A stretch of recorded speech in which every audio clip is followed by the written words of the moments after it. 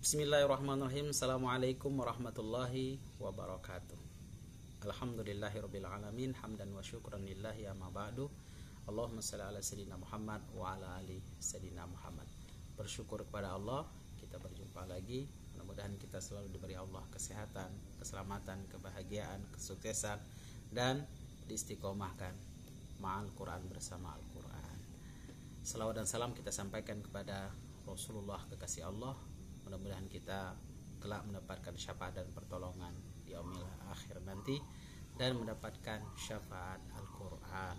Allahumma shalli ala sayyidina Muhammad wa ala ali sayyidina Muhammad.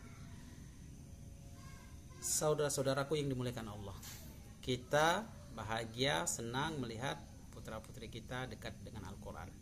Bahagia, senang ketika anak-anak kita membaca Al-Quran, membersamai aktivitasnya dengan Al-Quran. Nah, kali ini kita akan sharing sedikit kiat-kiat agar anak-anak kita, putra-putri kita dapat dekat dengan Al-Quran. Yang pertama, ayah bunda harus menjadi role model, harus menjadi panutan, harus menjadi contoh, harus menjadi teladan tentang Al-Quran itu sendiri.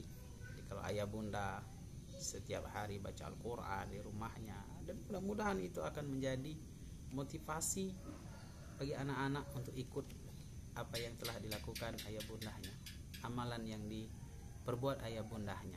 Karena kecenderungan anak-anak itu adalah meniru apa yang dilihat, apa yang didengar, apa yang dirasakannya, itu yang akan dilakukannya. Dan hebatnya kalau ayah bunda dapat mencontohkan keteladanan tentang membaca Al-Quran, memahami Al-Quran, dan mengamalkan Al-Quran itu sendiri. Yang kedua, ayah bunda, agar anak-anak kita dekat dengan Al-Quran, sering-seringlah ayah bunda mendengarkan bacaan Al-Quran. Kalau kita dengar kajian-kajian yang lainnya, itu sebenarnya bukan anak itu ketika sudah lahir kita dekatkan dengan Al-Quran, kita dengarkan baca Al-Quran. Harusnya ketika anak itu masih dalam kandungan ibundahnya, kita dengarkan, kita bacakan.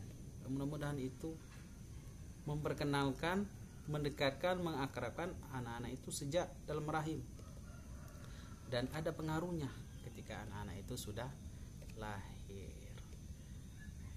Dan bagusnya juga kalau ayah bunda rekam suaranya, bacaan Al-Qurannya didengarkan ketika anak-anak mau tidur, didengarkan di ruangan tidur, didengarkan di ruangan belajarnya. Suara ayah bunda khas betul, karena anak-anak itu senang dengan suara ayah bundanya.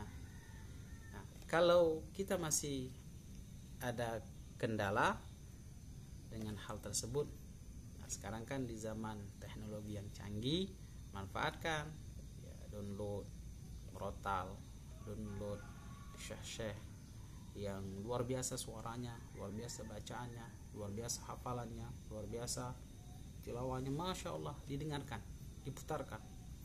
Dan mudah-mudahan apa yang didengarkan yang baik-baik itu, anak-anak itu akan dekat, akrab dengan Al-Quran. Karena mengapa kita sering menemukan anak itu belum bisa ngaji, anak itu belum bisa baca Al-Quran, tapi sudah hafal di antara surah-surah Al-Quran itu sendiri. Itu faktornya ayah bundanya atau di lingkungannya sering mendengarkan bacaan itu. Itulah kelebihan dan keistimewaan Al-Quran. Dan yang ketiga, sering-seringlah ayah bunda bercerita, mengisahkan kisah-kisah terbaik yang dalam Al-Quran ini. Ketika sebelum tidur, beri ruang dan waktu untuk bercerita. Ayo anak-anak, sebelum tidur 5 menit kita, ayah bunda akan bercerita tentang surah As-Saffat ayat 99 sampai 111, tentang Nabi Ibrahim alaihissalam yang mendapatkan perintah untuk menyembelih putra tercinta dan tersayangnya. Masya Allah, di situ ada hikmah, keikhlasannya, kesabarannya, ketangguhannya, kepasrahannya kepada Allah, dan itu akan menjadi motivasi tersendiri bagi kita dan anak yang mendengarkannya. Yang keempat, mengintensifkan bacaan atau mengintensifkan belajar Al-Qurannya. Maka ayah bunda yang memprogramnya, ayah bunda yang menyetingnya 6-8. Jam 6 sampai jam 8 malam tidak boleh aktivitas lain kecuali belajar Al-Quran, mendengarkan bacaan anak-anaknya, nyetor bacaan atau hafalan anak-anaknya, mendengarkan murojaah, pengulangan hafalan anak-anaknya. Masya Allah, kalau itu kita istiqomahkan, selain rumah itu sejuk, selain rumah itu dirahmati Allah, selain rumah itu mendapatkan cahaya Al-Quran, dan ada aktivitas kebaikannya, dan menjadi habit dan kebiasaan, anak-anak itu akan selalu mengikuti apa yang dilakukan ayah bundanya di rumah.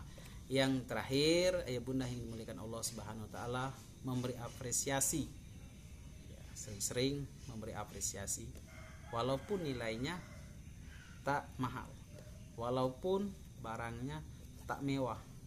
Yang penting kita beri reward ketika anak-anak itu mampu menyelesaikan tugas ayah bundanya.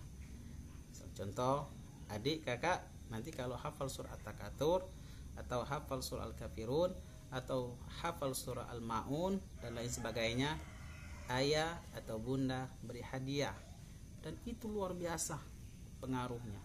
Anak-anak akan senang, anak-anak akan enjoy, anak-anak akan termotivasi apa yang kita tugaskan tentang Al-Quran itu sendiri. Mudah-mudahan ayah bunda selalu diberi kemudahan agar mendekatkan anak-anak putra putri kita dengan Al-Quran.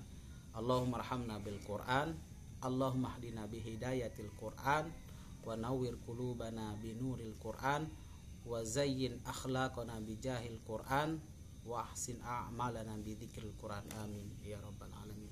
Terima kasih, mudah-mudahan ada manfaatnya. Wassalamualaikum warahmatullahi wabarakatuh.